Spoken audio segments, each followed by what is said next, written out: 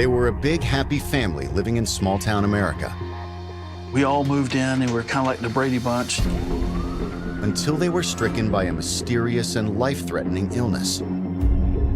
Doctors are stumped as to what's happening. Could she be patient zero?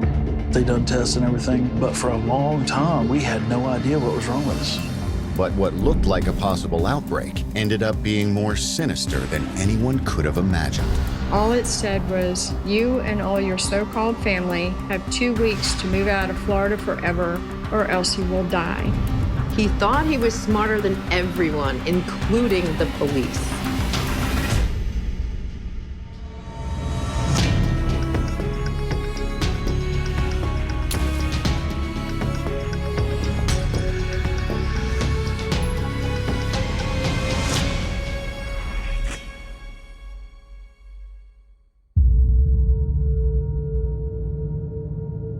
October 1988. In Winter Haven, Florida, 41-year-old Peggy Carr is rushed to the hospital by her family after she collapsed in pain. She couldn't talk. She couldn't hardly move. She's known sign language all of her life because her parents were deaf. So she signed to me and my sister about how bad she was hurting. She was in such excruciating pain, she had to be physically carried into the ER. At first they thought it was the flu, and then they recognized this is more than the flu. There's something going on here. Doctors were mystified because you don't see that typically in an ER. They ask her, what was your last meal? Did you drink some water that maybe you typically didn't drink? They have to ask her all of these questions and they still can't find the answer. It was bizarre. They just could not isolate it down until they brought in a neurologist who suggested that it was some kind of poisoning.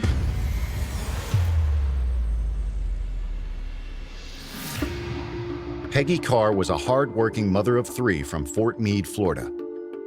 My mom always smiled. She was a people person. She was always happy, and she always took good care of us kids. Peggy and her first husband, Larry, had been married 14 years. They had 2 sons and a daughter, but the marriage didn't last. He got in trouble all the time, you know, and he wasn't the best husband. He was always drinking. He was an alcoholic, and she just got tired of it. After the divorce, Peggy got a job waitressing at the local diner and focused on raising her kids. But it wasn't easy. We would come to her restaurant, and she would serve us, and she was a super hard worker. She was always working. It seemed like she would have 12, 14-hour shifts. A new romance was the last thing on Peggy's mind. I remember her telling me that she met this great guy, and his name was Pat. He used to frequent the restaurant because it's right there where his work was at. He would come in and flirt with her. Most everyone called him Pie. He was a foreman at a phosphate mine, and after his shift, he would go to the diner and sit in her section. It turned out they had a lot in common. He was divorced with kids of his own, so it wasn't that surprising when they started dating. I remember him coming to pick up my mom, and he had a Monte Carlo SS, which I was like, fell in love with. So I just thought he was the coolest thing. After dating for several months, the two decided to get married in 1988. Peggy and her 3 children moved in with Pi, his adult daughter, and his teenage son, Travis. The blended family of 7 made their home in the nearby town of Alturas. It's a happy little town. We had a Circle K. There's a nice little church, dirt roads. Everybody's friendly. Everybody waves when they go by each other. Just a really good place to have a family. People there leave their doors unlocked, their windows are open. Everybody knows everybody in Alturas, and they like it that way. And I remember us referring to the Brady Bunch, you know. We had a big table, and it was always full of food. My mom was happy, and, you know, she had a good man, and we had more brothers and sisters, so we were all happy at the time. The kids would often invite friends over, and it wasn't uncommon for the gatherings to spill out into their yard. But Peggy didn't mind. She enjoyed welcoming people into her home. We were typical teenagers. We had pool parties. It was always loud over there. We were working on our trucks in the driveway. We were riding our 3-wheelers. But the Carr family's happiness wouldn't last forever. Now, Peggy has been poisoned, and authorities need to know how it happened. Then her 2 sons started to exhibit symptoms as well. Me and Travis, our feet were killing us. You could just barely graze our feet and we would just, holler. At that point, everyone is extremely concerned. Is this the start of some sort of widespread contamination? Coming up, detectives suspect Peggy may have been poisoned by the person she trusted most. They suspected he was having an affair. He had the motive to do it.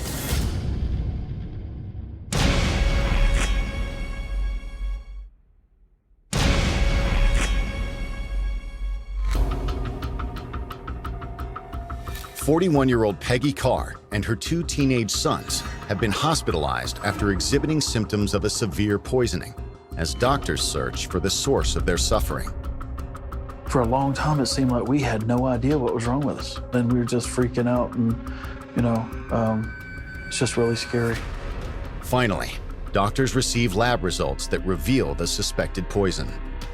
The lab results show that Peggy Carr was poisoned with thallium nitrate. It is a toxic heavy metal. It causes your nerves and muscles to shrivel and die. I think they run 1,000 tests on us. She had like 55 times the amount that it takes to kill one human. I had like 19 times and Travis had like 25 times the amount. That's what they told us. The amount of poison that she had, what it was doing to her, essentially, it was killing her on the inside. Her body was decomposing. Thallium is most commonly used in rat poison, so the first thought was that she had been accidentally contaminated. But it's rare to have something like this happen to one person. So to have 3 from the same family, that couldn't be a coincidence. So everyone was on high alert. County officials, along with local law enforcement, were looking into what could be an enormous public health crisis. But finding the source of the poison won't be easy. It's very hard for anybody to detect because you can't smell it, it's odorless, and it's tasteless. The rat poison containing thallium has been outlawed since 1972, so it's difficult to come by.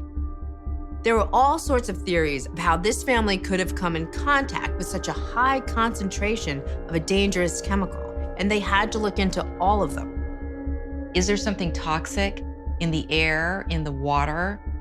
Or what if it was something from the mine in this community? Authorities also had to consider the frightening possibility of widespread contamination. This came not long after the initial poisoning of the Tylenol in Chicago using cyanide. And then there were other instances of tampering with commercial products like that. So naturally, detectives were concerned. I can remember Mr. Mincy, Ernie Mincy, telling me, we got CSI at your house right now, and we're checking everything from mustard to mayonnaise. More than 400 items were taken from the Carr home and sent to a state lab in Jacksonville for testing. Food from the refrigerator, ice cubes from the freezer, even scrapings from the floors and walls. But it was going to take a while for the results to come back. In the meantime, the Polk County Sheriff's Office begins their own investigation. They come in, ask us a ton of questions. Do we have any people that don't like us? Do we have any enemies?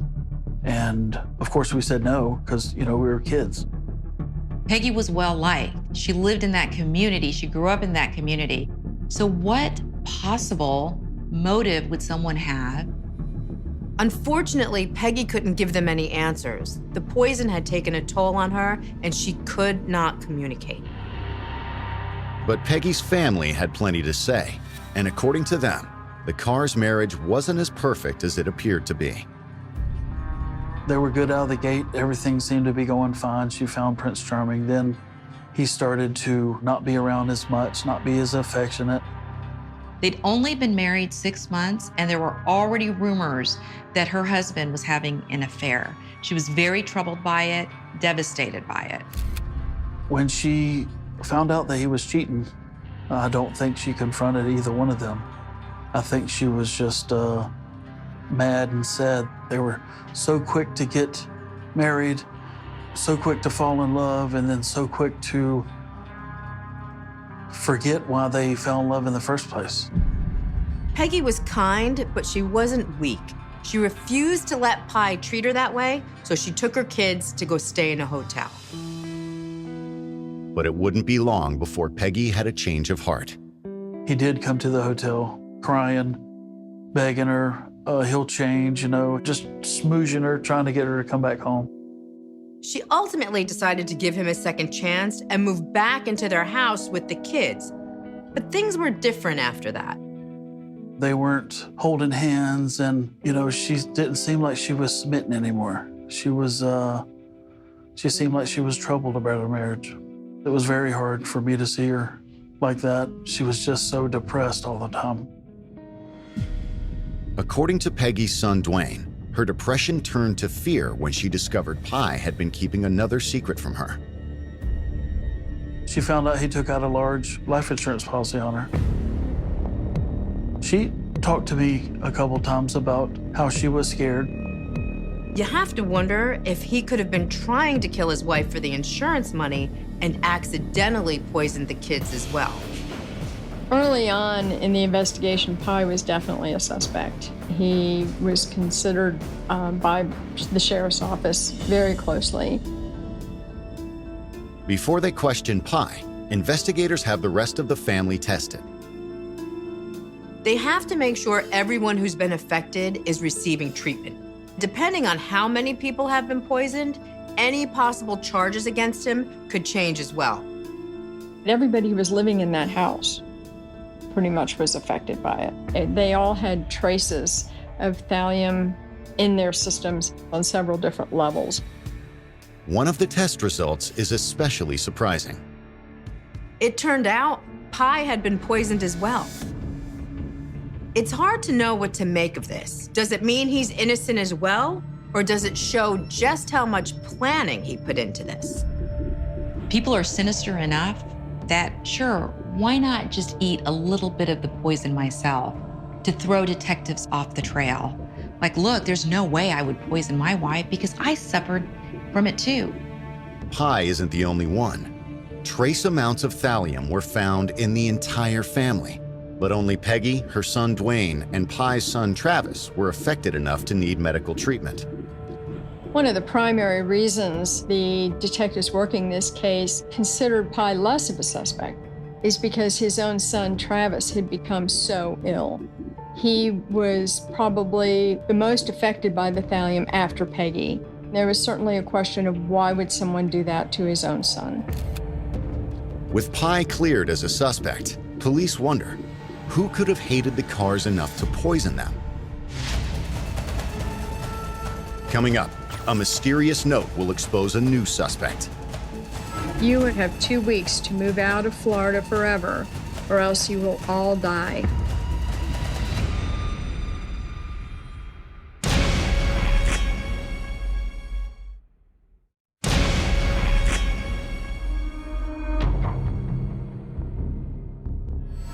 It's been several days since Peggy Carr and her sons were admitted to Winter Haven Hospital with thallium poisoning, and doctors are struggling to keep them alive. The thallium in her system, it affected her in many ways. Her hair began to fall out just in clumps. She lost a lot of weight, and it finally just took such a toll that they had to put her into a coma in order for her to even tolerate the side effects. Travis and Dwayne had less of the poison in their systems, but they weren't doing too well either. We started losing our hair. I couldn't walk at the time. I'm just waiting for one of us to go into a coma or get sicker. About 5 months before Peggy got sick, the family received a letter in the mail that was just a typed note that stated, "You and all your so-called family have 2 weeks to move out of Florida forever, or else you will all die." It was a little Post-it. We was at the table eating. My mom was kind of freaked out. I thought it was funny. My buddies and my brother thought it was funny. The letter provides detectives with a clue to help find the person threatening the Carrs. Alturas is a very small community, so all the mail that comes through Alturas has to go through another community called Bartow. The letter was specifically addressed to Pi Carr in Bartow, which only someone familiar with the local address system would know. So they were looking for someone local. It looked like there was somebody outside of their family who was threatening them. Polk County doesn't really see a whole lot of crime, and as a result, the sheriff's department is pretty small. They needed more resources to help with the investigation, so they called in the FBI for assistance. The FBI took the elements of this crime to the Behavioral Sciences Unit and asked them if they could come up with a profile. They said that it was a white male in his 30s, very high IQ, who liked to leave a trail of threats and liked to watch from a distance and see the victims in the case suffer. It doesn't take long for investigators to come up with another lead. Detectives, as well as the FBI, interview people in the neighborhood to see if they can gain some information that may have been missed the first time around. And then lo and behold, a witness told them that Peggy actually had an argument with her neighbor, Diana, and it was a heated one. Diana lived next door to the Carrs with her husband, George. They apparently didn't like all the noise and commotion going on over there on a regular basis. We were doing donuts in the driveway, me and a couple friends and my brother, Travis.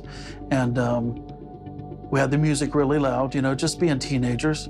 And I remember she walked over and she said, oh my God, y'all need to turn that down, turn that down. Diana was rather insistent that Peggy needed to rein in her kids. And they had a shouting match. My mom tried to keep her cool, because you don't want to make your next door neighbor mad. But she was really defensive at her because she was trying to protect her children, basically. At the time, it appeared to be a simple neighborhood argument. But in light of recent events, detectives are interested in hearing what George and Diana Trepal have to say. When police went over there, George answered the door. He was a short, middle-aged white man with thick glasses and a gray beard. He sort of looked like an aging hippie. He and Diana had been married for about 8 years. They liked their solitude. They liked living out in the country, kind of on their own. They were very active in the Mensa group, and that was kind of their social outlet. He is a computer programmer and a technical writer. He works from 7 a.m. until at night. His life is his job.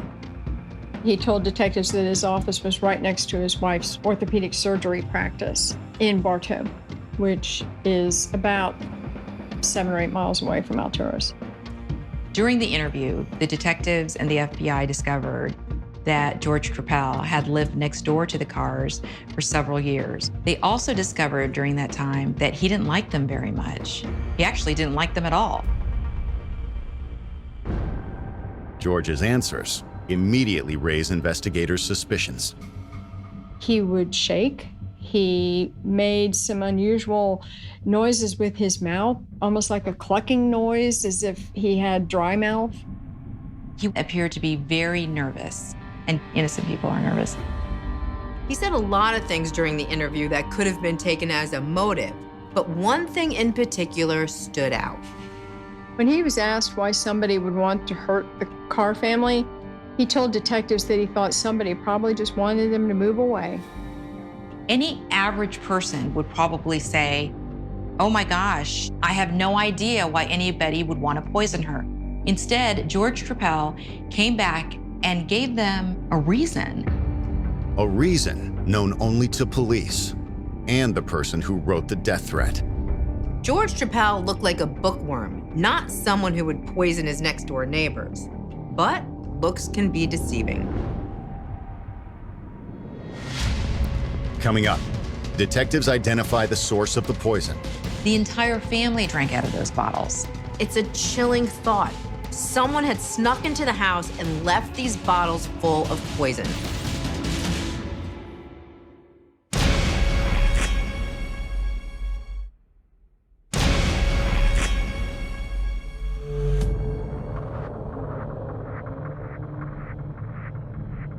The FBI and Polk County Sheriff's Department are considering George Trepal and his wife as suspects in the poisoning of Peggy Carr and her children. At the hospital, doctors were still treating Peggy Carr and her 2 sons. She'd been put in a medically induced coma to help combat the effects of the poison.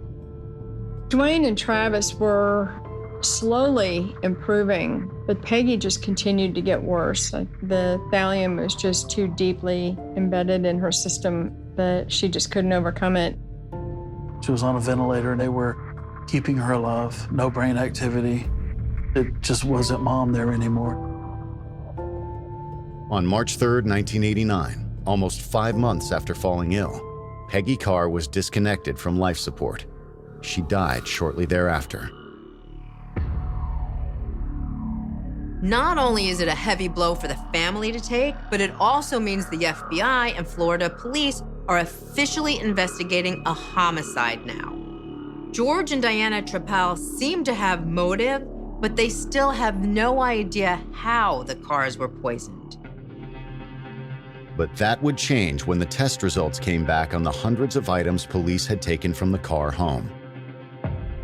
The lab techs were able to isolate the source of the poison. It turned out to be some Coke bottles that were left in the kitchen. And they all contained thallium nitrate. We used to have this little cubby hole where, we put extra cases of water, whatever, and that's where it was. The next question was, how did the poison get into those bottles? It definitely wasn't something that happened at the bottling plant, so they're looking for signs of tampering. We are talking about Coke bottles where you've got to pop it open. So the person who did this actually had to find a way to pop open the Coke bottle, pour in the poison, and then get the cap back on. Forensics was able to determine that a small screwdriver blade was used to open up those Coke bottles. It had been done so skillfully that Peggy and her family never realized the danger they were in. In October of 1988, Peggy thought she had the flu, and her family was trying to take care of her to make her feel better.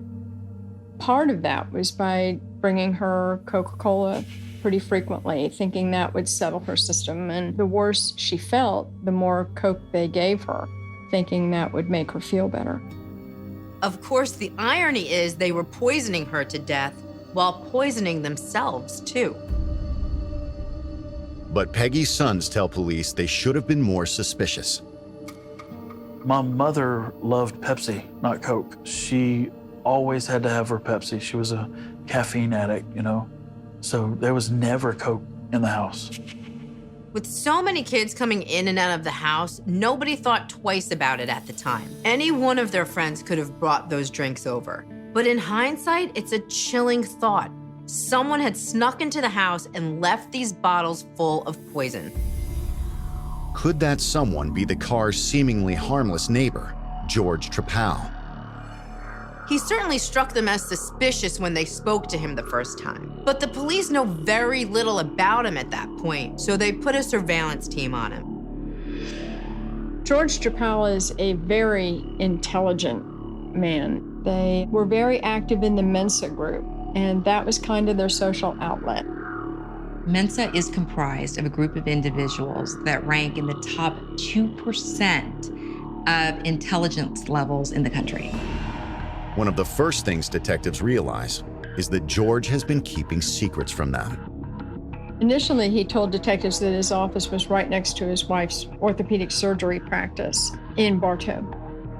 The fact is, he worked from home. There was no office in Bartow. It's a strange thing to lie about for no apparent reason. But if he's lying about that, what else is he hiding?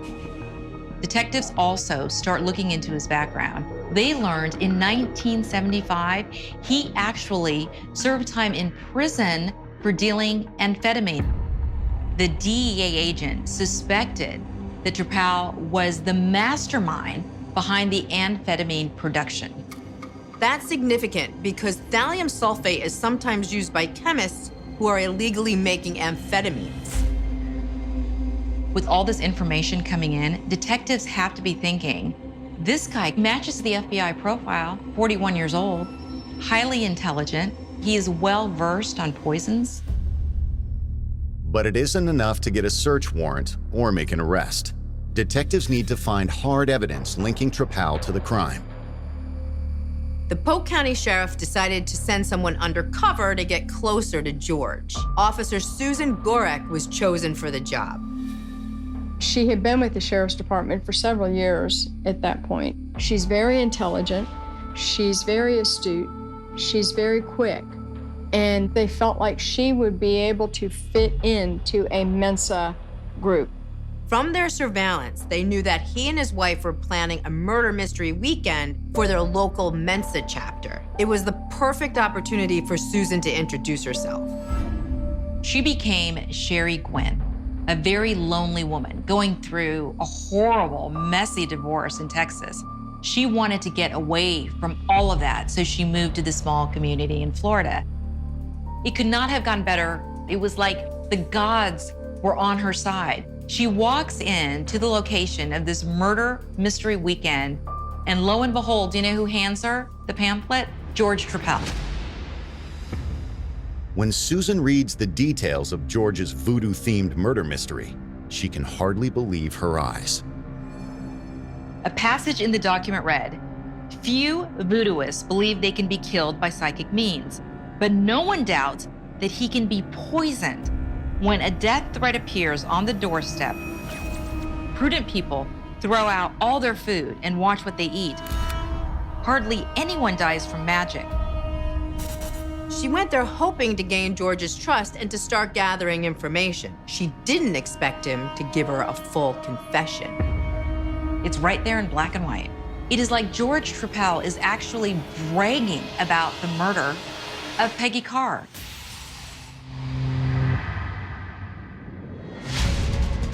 Coming up, an undercover agent tries to avoid becoming her target's next victim. She was with a cold-blooded killer, and she knew she had to keep her guard up.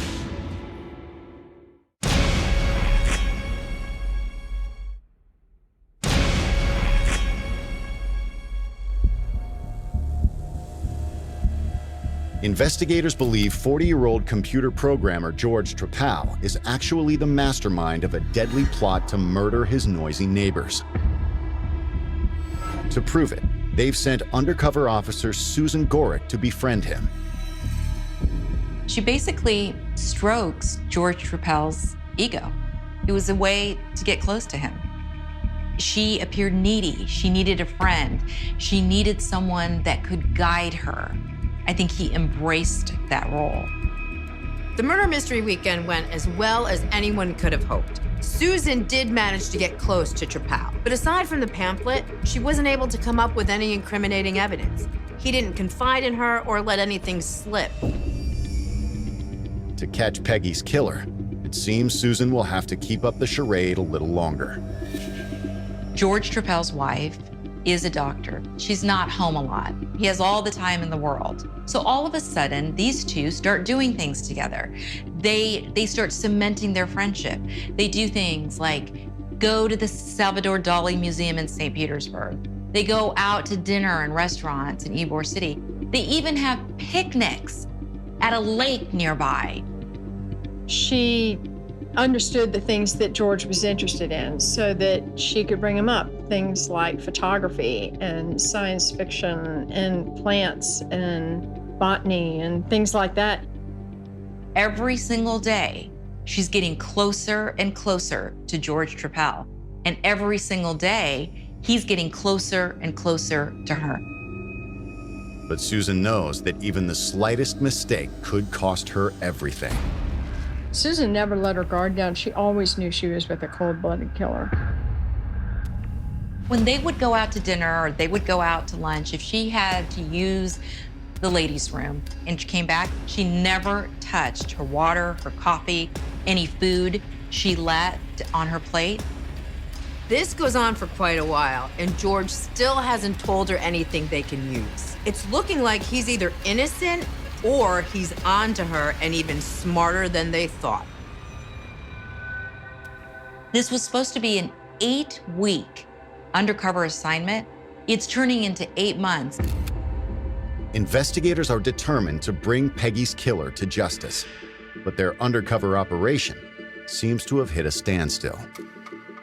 Susan spent countless hours with him, and they just poured a lot of effort into this. They hoped they would come away with a confession, but unfortunately that never came. Something had to give. They didn't want to let him get away with murder, but they were running out of ideas and resources. Until suddenly, after 9 months of being undercover, Susan's hard work seems to finally pay off. Out of the blue one day, George tells Susan that his wife moved her practice from Bartow to the neighboring town of Sebring. They're planning to move to a new house so she can be closer to work. Susan saw an opportunity. She brought in her abusive marriage and the need for a place to live. And that prompted Trepal to suggest that she rent his house in Alturas. And that's exactly what happened. Access to Trepal's home gives detectives the break they've been waiting for. They search every room of that house looking for evidence to link him to the poisoned Coke bottles. And they find a workbench. Inside is a small brown vial containing a white crystal substance. They test it immediately, and it ends up being thallium. Now they have strong, concrete evidence to issue an arrest warrant. On April 5th, 1990, over a year after Peggy Carr's death, George Trepal is arrested for murder. It was early in the morning when FBI agent Brad Brecky and Sheriff's Office Detective Ernie Mincy went down to Sebring to take George into custody. When they got there, Diana would not let them in the house. She virtually used her own body to barricade the front door. They had to restrain her. They go into the house. They see George Trepal standing at the foot of the stairs in bikini briefs. They ask him to put on some clothes, and finally, they arrest him. Among the books they found when they were searching through George's house down in Sebring was a book entitled Poison Detection in Human Organs. And there was a chapter on thallium, and there was indication that he had been interested in that particular chapter. It wasn't quite a smoking gun, but as far as circumstantial evidence goes, it was pretty strong. This guy had the means, the motive, and the opportunity. And he had an ego big enough to make him think he could get away with it. Coming up, the case against George Trepal takes an unexpected turn. Pieces of his past were not allowed to be presented at his trial.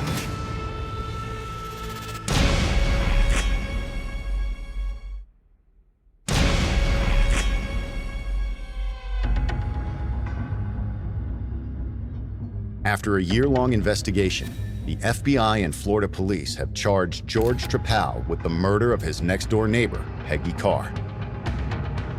The indictments included 1 count of first-degree murder, 6 counts of attempted murder, in addition to multiple counts of tampering with a consumer product. On January 7th, 1991, over 2 years after Peggy Carr first fell ill, George Trepal's murder trial begins.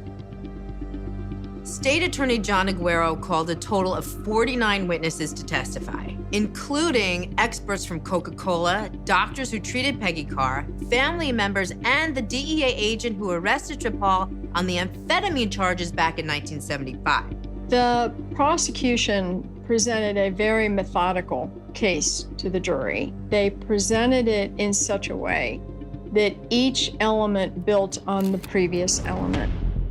The evidence they found on its own, it may mean nothing, but you have to take a look at the totality.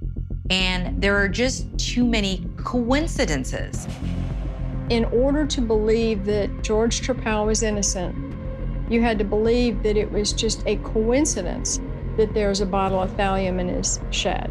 That it's just a coincidence that he's got a book that has a chapter on death by poisoning. That it's purely coincidence that This letter shows up at the Carr household, and 5 months later, Trepal mentions something about, well, somebody was just trying to get them to move out of the neighborhood. The state's attorney posits that when the Carr family ignored his warnings, George decided to take matters into his own hands. He conjured an image of Trepal at the workbench in his garage, carefully cooking the thallium, adding it to the soda bottles, and then crimping the caps back on. He theorized that Trepal left the tainted beverages in the Carr home, knowing that eventually they would drink it. But the defense argues that prosecutors have no physical evidence proving George had anything to do with the poisoning. They suggested that the police, who had invested enormous manpower into the case, singled out George because he was different, and then twisted the facts and coached witnesses to suit their theory. George Trepal's defense attorneys were able to bring in some inconsistencies in this case, including statements made by Travis Carr. He said when he was in the hospital that he was the one that brought the Coke bottles home. George's lawyers even suggest there was a much more likely suspect, one investigators conveniently overlooked. Eventually, they brought in Diana, George's wife, and painted her as a possible scapegoat for George, that she was behind it and not him. And he was obviously upset about that he did not want her to be brought into the trial, but the lawyers felt like that was necessary. This could give him an avenue out. I mean, she blocked the door and did not want detectives entering their home. She also yelled and screamed at Peggy Carr. She is also extremely intelligent. She's part of this Mensa Society, and she's a surgeon. She had just as much reason to want to get rid of the Carrs and had more skill and knowledge than her husband. They argued that the thallium found in the home could just as easily have belonged to her. On February 6, 1991, the jury comes back with a verdict. I remember standing next to Susan Gorick when the jury came back in. And I remember looking at her at one point and saying, "Susan, breathe." She was just holding her breath. And I think all of us were kind of collectively holding our breath because there was a lot riding on this verdict. And the jury wasn't out real long for as complicated as this trial was.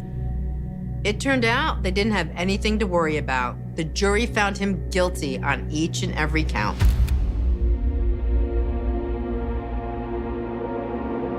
The jury convicted Trepal of the first-degree murder of Peggy Carr, and they also found him guilty of attempted murder on each of the others in the family. 1 month later, George Trepal receives his sentence. The jury recommended by a vote of 9-3 that George should die for the death of Peggy Carr. Florida is one of the few states in the country that did not have to have a unanimous verdict for death. Now we do. So now all 12 of the jurors have to agree to death, and then the judge signs off on it. At the time that George Trepal was going to trial, it was not the case. One man's sinister plot for revenge had torn a family apart and left their Florida community forever changed. I was young. You shouldn't have to put up with garbage like that when you're 15 years old. You should worry about dances and proms or whatever, you know. Me and my brother and my sister were alone most of our life because our dad was never around. So she was the only thing that we had, you know, that was stable in our lives. I don't think a community ever recovers from a crime like this. You're always going to be talking about it. It changes your view on safety. If it could happen to Peggy Carr, a 41-year-old waitress just trying to put food on the family table and take care of the family, something like this could happen to anybody.